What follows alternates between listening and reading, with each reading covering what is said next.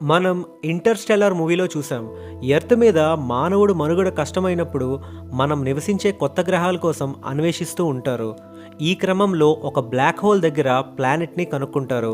ఆ సమయంలో కూపర్ ఒక మాట అంటాడు. Don't waste time. 1 hour in this planet is equals to 7 years on earth అని. కానీ నిజంగా ఇలా జరుగుతుందా? సమయం మనం ఉండే ప్రాంతం బట్టి మారుతుందా?